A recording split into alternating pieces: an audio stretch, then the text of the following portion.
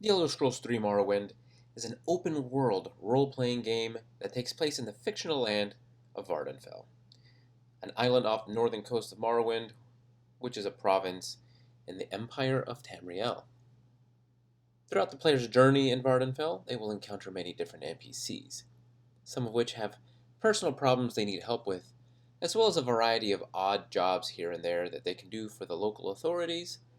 And finally, there are actual guilds the player can join, which resemble full-time jobs, with promotions and rules the player has to follow in order to progress in the ranks. As with most RPGs, finishing a quest, big or small, results in some sort of reward, whether pecuniary or intangible, and sometimes a little of both. But there's more to each quest than just the objective and the loot at the end. There's a story to be found in each of the quests, well, most of them. Bethesda has done a phenomenal job, for the most part, in creating quests that bring the world of Morrowind to life. In this series, I'll be exploring the quests, both side and main, presented to the player in the game, as well as checking out some of the backstory to the characters and settings in the quests. Welcome to Lore and Loot. Wake up. Stand up. There you go. You were dreaming. What's your name? Our first stop in Vvardenfell is the small coastal town of Seyda, which is the place through which all official travel to and from Vvardenfell flows. Dubbed the Gateway to Vvardenfell, it is here where we get our official papers stamped at the Census and Excise Office by one Sacusius Ergala. Going through the rest of the office, we'll be prompted by the game to pick up an iron dagger on the table. The dagger was holding a note down, and if we read it, we can see that a certain Riskar lost some sort of wager and is supposed to sharpen this knife. Once we exit the offices, we're again prompted by the game to check a barrel next to the door. Inside we find an engraved ring of healing. This ring provides us with a brief magical tutorial. Now, in its own right, it's not a bad ring for a low-level character. It casts Restore Health on self between 1 and 5 points. Now, because the typical low-level character won't have hundreds of hit points early on, this is not a shabby way of getting some cheap early-game heals without actually having a very high magic skill, high intelligence, or having a healing spell at all. In addition, the ring never fails to cast a spell, meaning that this is a guaranteed heal, even if it is only for 1 to 5 points. Now, Morrowind itself doesn't do a lot of hand-holding after this. You get your quest objective and then a soft kick in the butt to go outside. And well, here we are, outside with very little guidance and the whole world to explore. Now, if you were like me, the very first time you ever stepped foot outside, you decided it would be a good idea to explore the town and see if you can get your hands on some better gear. And in fact, the game encourages you to do just that. This rusty iron knife you took from the table inside, it's not going to get you very far, especially if you didn't pick short blades as one of your skills. And even if you did, the iron dagger is as borderline useless as it gets, with only the chitin dagger being worse. Well, one of the first people you're likely to run into upon exiting the building is a bossmer by name of Fargoth, who tends to wander around the door to the Census and Excise Office. So, again, if you were like me, you talk to him first to get directions to the nearest trader. Upon greeting you, he tells you that he's pretty sure the Imperial Guards here have stolen his ring. If you ask him about his ring, you'll likely be led to believe that the ring he speaks of is the very ring you found in the bottom of the barrel earlier. Here you have a choice. You can return the ring to Fargoth, or you can keep it by pretending you don't know what he's talking about. And as I said before, you would likely be tempted to keep it because it's a pretty decent low-level healing item. However, returning the ring gives a better long-term reward. Not only does Fargoth become your pal, but he tells you that he is actually friends with the local trader, Ariel, and he will put in a good word. This boosts Ariel's disposition towards you and effectively makes his prices better for you. Since money is kind of hard to come by early in the game, and you'll very likely be wanting to gear up for your upcoming journey to Balmora, This is clearly the better option, and for the sake of this video, this is the option we're going to take. Now, we can head up to Ariel's trade house. It is located right before the bridge that leads out of town. Now, Ariel's is not just a trade house, but on the second floor, it houses quite a few NPCs. We can talk to many of them to get more information about the area, some history on Morrowind and the Empire. For example, Eloni, the Red Guard Scout, is a treasure trove of information if you want to delve deeper into the lore of the game. She gives you directions to many different areas in Vvardenfell and goes into some detail into the geography of Morrowind.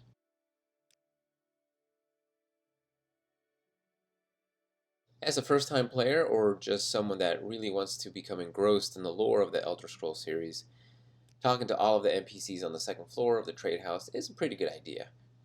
If you do so, you'll also meet a Nord at the top of the stairs named Riskar Flatfoot. The same Riskar from the note earlier, perhaps? If you speak with him, you'll learn that he is a local guard and a member of the Imperial Legion. You'll also learn he has a bit of a gambling problem, so this is indeed the same Riskar from the note. Speaking to Riskar reveals as much, and he'll tell you he's hit a run of bad luck at 9 holes and needs some cash. He then tells you that he wants you to shake down a local bossman named Fargoth. Our old pal Fargoth is apparently Riskar's favorite target for his shakedowns. Riskar tells us that he's rummaged through poor Fargoth's house, but couldn't find where the little fetcher is hiding his stash. Apparently Fargoth has grown tired of being extorted and has stopped keeping his valuables in his house.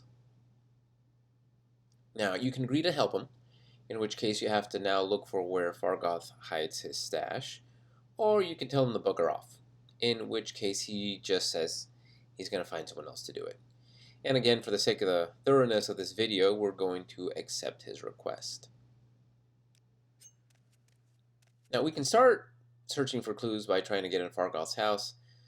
Once inside, we will indeed see that there really is nothing of note inside, like Riskar said.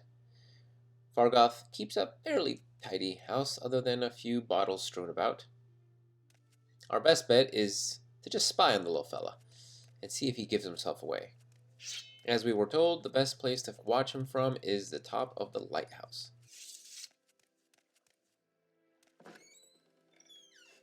Now, around 10 p.m., though this can vary from playthrough to playthrough, Fargoth will crouch into a sneak and make his way to a stump in the middle of a little muck pond.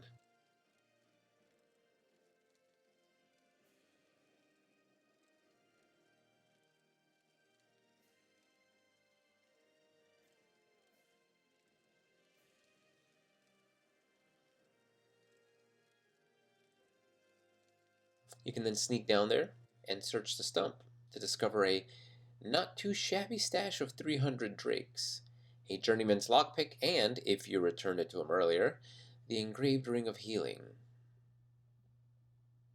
Again, you have choices here. You can take the stash, or you can leave it. For a low-level, early-game character, 300 gold it's a lot of money. And as I said earlier, the ring is a pretty decent low-level ring. And the journeyman's lockpick is nothing to sneeze at either. If you decide to take the stash, you once again have a choice. You can return to Riskar and give him the money, in which case he takes 200 of it and gives you 100 as a reward. Giving the money to Riskar, he thanks you, and then he reveals that he's the one that hid Fargoth's ring in the barrel to begin with. Now, if you return to Riskar but have less than 300 septims, he'll get mad at you. Alternatively, you can keep it. In either event, the quest is not officially complete unless you return to Riskar with the money. Now, once you do, the quest ends, and you cannot give the ring back to Fargoth a second time. Your decisions will likely be controlled by one of two factors. If you are role-playing, you will of course decide how to proceed based on your character. Maybe you return the ring to Fargoth and never accept the quest from Riskar to begin with. If you're playing a good character, probably a good character would do just that. And as I said, returning the ring is a better long-term decision, because you get a better reward as Ariel's prices go down. However, if you're basing your choices on the best gameplay outcome, and you aren't taking into consideration roleplay morality or alignment, the best choice is to return the ring to Fargoth, get on Aurel's good side, and then take Fargoth's stash for yourself, and not return it to Riskar. The fact that Riskar is a big jerk may also play into your decision making, but the fact of the matter is that as a low-level character early in the game, having an extra 300 gold, as well as a trader that likes you, is quite the boon. It will go a lot further in equipping your upcoming expedition than any of the other choices. Additionally, you can always return later when money is no longer a concern and give Riskar the 300 gold, because it doesn't really matter where the gold comes from, as long as it's 300 gold. Now, Fargoth was also one of the most universally hated characters in the game when Morrowind released. It was a running gag on the official Morrowind forums back in the day. I'm not actually sure why, to be honest with you. Maybe it was his voice, or the fact that he can come off as a whiner, or the fact that he's likely the first character outside of the tutorial area you meet. But whatever the case, there was a long-running joke about Fargoth in the forums. My first time playing, I found Fargoth to be an easy mark. He was overly trusting, eager to please, and therefore easy to con. I never gave the money back to Riskar, though, because I found him to be a jerk that I wanted to punch in the face. Now, after dozens and dozens of playthroughs of this game, I now know that money isn't really an issue in the latter parts of the game, so I'm more comfortable role-playing and letting that be my deciding factor, even if it means sometimes foregoing Fargoth's fabulous financial fortune. Now, whichever way you decide to play it, though, you now know the consequences of your actions, and that, my friends, is that. Now, there, of course, is more to do in Satanin. However, we will tackle those stories in the next episode of Lore and Loot. Until then.